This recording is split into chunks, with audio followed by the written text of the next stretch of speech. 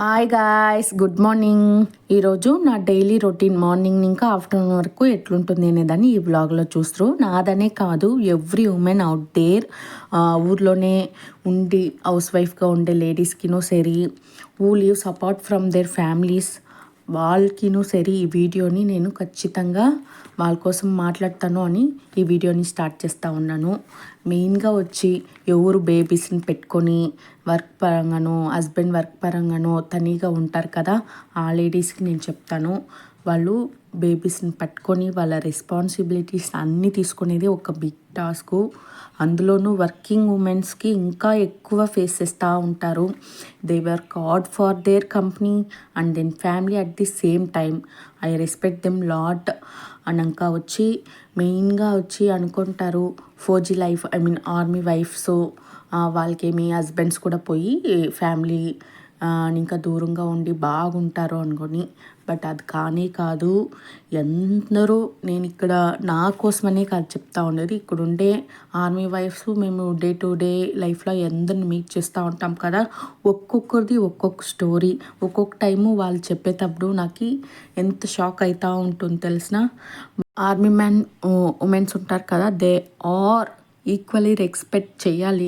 ఎలా అంటే they leave their passion for the family to leave with their husband and childrens. నేను ఇవాళ ఇట్లా చెప్తాను అంటే, నేను ఇక్కడ ఎక్కువ మందిని చూసినాను. ఎక్కువ మంది సాఫ్ట్వేర్గాను ఉండారు. వాళ్ళు ఎంత ఎడ్యుకేటెడ్గా ఉంటారో తెలిసిన, but no use. End of the day వాళ్ళు జస్ట్ హౌస్ వైఫ్గానే లాస్ట్ వరకు ఉండిపోతారు. ఎలా అంటే only for leave with their husband and children education main important. మనము ఇక్కడ ఏపీఎస్లో కానీ కేవీలో కానీ ఉండి బేబీస్ని చదివిపియాలా అనేది వాళ్ళ ఒక్కొక్కరికి ఒక్కొక్కటి ఉంటుంది. ఎంత టీచర్స్గా వర్క్ చేసినారు, ఎక్కువ చదివిండేదే కాదు, తక్కువ చదివి కూడా చిన్న చిన్న కంపెనీలో వర్క్ చేసిండే లేడీస్ ఉంటారు. చిన్న చిన్న వర్క్ చేసి దాన్ని ఇడిసిండే వాళ్ళు కూడా ఉంటారు. బట్ ఇక్కడ వచ్చి కొందరు యాదో ఒక 100లో ఒక 1 or 2 మెంబర్స్ ఈజీలీ చెప్పేయచ్చు. వాళ్ళు మట్టుం ఇంకా అట్లా వర్క్ ఫ్రమ్ హోమ్ ఉండేదానివల్ల ఇప్పుడు కొంచెం పోతూ ఉంది. బట్ ఎక్కువ మంది అందరూ వర్క్ నిలిపేసిస్దా ఇక్కడ క్వార్టర్స్కి వస్తూ ఉండారు. అది వచ్చి అందరి సెట్లను చేసేకాయలదు. నేను చూసినాను, కొందరు అయితే జాస్తి ప్యాకేజ్ ఉంటుంది. మంత్లీ ప్యాకేజ్ నియర్లీ వాళ్ళ హస్బెండ్ ఈక్వల్గా ఉండే జాబ్స్ని కూడా వదిలేసి మ్యారేజ్ చేసుకొని వాళ్ళ హస్బెండ్స్ కూడా ఉంటారు. ఈ విషయాలంతా ఎవరు అర్థం చేసుకోరు ఆర్మీ వైఫ్స్ని. నేను ఈరోజు చెప్తా ఉన్నాను, ఎవ్వరు ఆర్మీ వైఫ్ మీకు కనబడితేనో లేకుంటే మీ ఫ్యామిలీలో ఉంటేనో వాళ్ళని మీరు రెస్పెక్ట్ చేయండి. వచ్చినప్పుడు వాళ్ళు కూడా బాగా ఫ్రెండ్లీగా ఉండండి. వాళ్ళు ఎంత గో త్రూ చేస్తారో అనేది వచ్చి ఇన్సైడ్ ఆఫ్ ది వాళ్ళకి మట్టుమే తెలుసును. నాకు ఇంకా ఒకటి జాస్తి ఉమెన్ ఇక్కడ వచ్చి ఎందరు తెలిసిన, how many felt very guilty about their careers తెలిసిన, but they only see husband and children faces. ఇది ఎండ్ ఆఫ్ ద డే నేను ఇదొకటి చెప్తాను. ఒక్కొక్క ఉమెన్ లైఫ్లోనూ అంతే. మీ లైఫ్ని మీరు కొంచెమన్నా చూడండి. నేను కూడా అంతే. I am also completed my engineering in civil. But నాకు నా ఇంజనీరింగ్ కంప్లీట్ అయ్యి 6 months గ్యాప్ ఉండే. అప్పుడు ఒక 2-3 ఇంటర్వ్యూస్ అటెండ్ చేసి, ఇన్ సివిల్ ఏమవుతుంది అంటే మోస్ట్లీ సూపర్వైజర్గానో అట్లా ఇట్లాగానో, కానీ ఇప్పుడు అంతే మోస్ట్లీ దే ప్రిఫర్ ఉమెన్స్ కన్నా వచ్చి మెన్స్నే జాస్తి ప్రిఫర్ చేస్తూ ఉంటారు కన్స్ట్రక్షన్ ఫీల్డ్లో.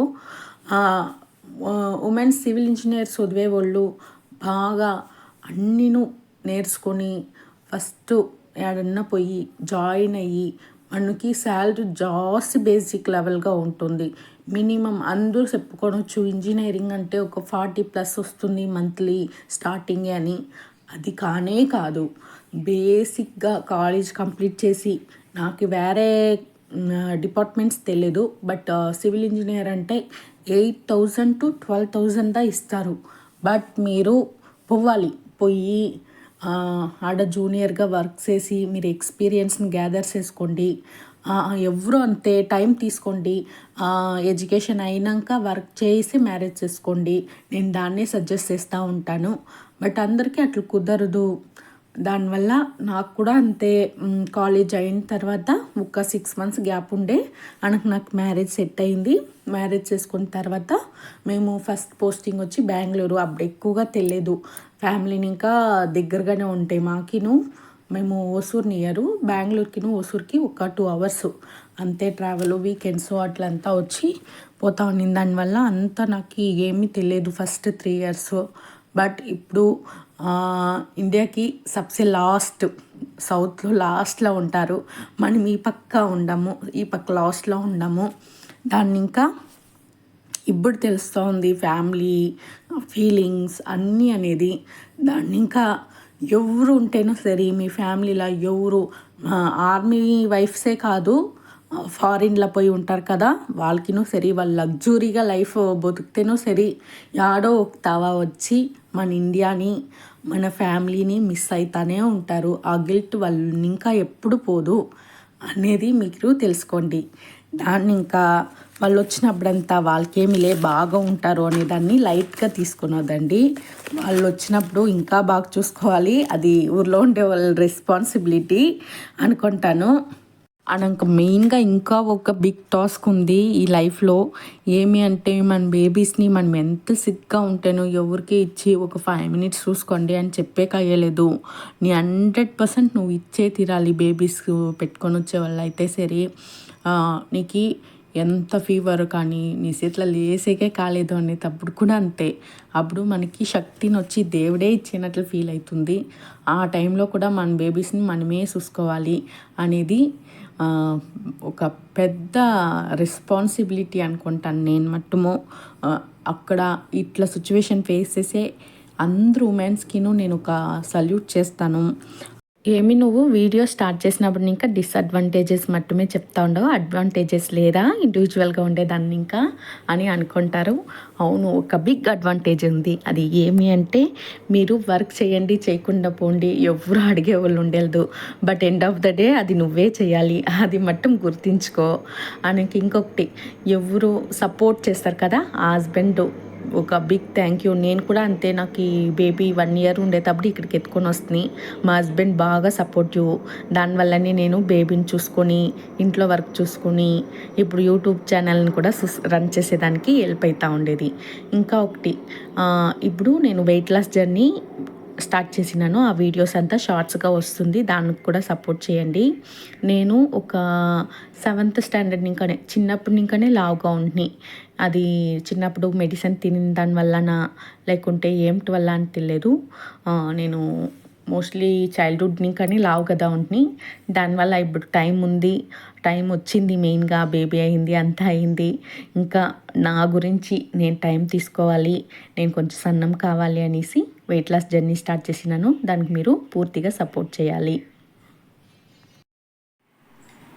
ఈరోజు గురు పౌర్ణమి, ఇంట్లో పూజ అంతా అయ్యింది. ఈరోజు గురునానక్ జయంతి కూడా. దాని ఇంకా తర్వాత మేము ఇక్కడ ఉండే గురుద్వారాకి వెళ్తాము. ఇక్కడ ఉండే గురుద్వారా అంతా ఎట్లుంది అనేదాన్ని మీకు చూపిస్తాను.